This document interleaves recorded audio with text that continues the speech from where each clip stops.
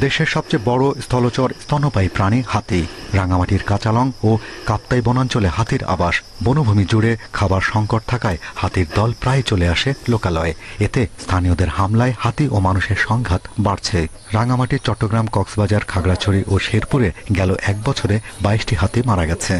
ওরা যখন ওই সুর দিয়ে আক্রমণ করে ভাঙে, তখন আমরা ওইটা পাই, মানে ঘর থেকে শব্দ পাই যে ওই হাতি আসছে। বাঁশি বাজায়, এই শব্দ করে মানুষ চিল্লাফালা করলে দেখতেছে হাতি চলে যায়। হাতি সংরক্ষণে প্রথমবারের মতো প্রকল্প হাতে নিয়েছে সরকার। সেখানে চট্টগ্রাম, রাঙামাটি, সিলেট, শেরপুরে হবে হাসপাতাল, হাতির খাবার উপযোগী গাছের বনায়ন, 30টি লবণের সল্ট লিক, 40টি জলাধার গড়ে তোলা হবে বন জুড়ে।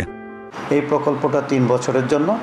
এই প্রকল্পের প্রকল্প মূল্য হলো 39 কোটি 93 লক্ষ টাকা।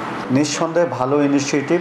যদি কমিউনিটি এবং বন বিভাগ পজিটিভলি চেষ্টা করে, তাহলে হাতি অন্তত যে পরিমাণ সময় আমাদের দেশে থাকবে বলে অনেকে ধারণা করে, তার চেয়ে অনেক বেশি সময় আমরা টিকিয়ে রাখতে পারব। মুঘল থেকে ব্রিটিশ আমলের রাজাবাদশারা ব্যবহার করতেন হাতি। কাজে এসেছে বনের গাছের গুড়ি টানতেও। এরপর আসে সার্কাস।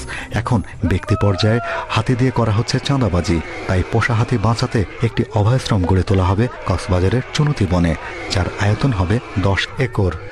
হাতি যেন বুঝতে পারে যে আমি জেলখানায় নেই, আমি আমার মুভমেন্ট করতে পারছি, আমি প্রকৃতি থেকেও খাবার নিতে পারছি, আমি আবার সাপ্লিমেন্টারি ফুডও পাচ্ছি। এটা যেন হাতি মনে করে। এই ধরনের যদি ওই ব্যক্তি পর্যায়ে যেগুলো হাতি আছে, সেগুলো সারা দেশ থেকে কালেক্ট করে ওইখানে যদি আমরা রাখতে পারি, সবচেয়ে বেস্ট হয়।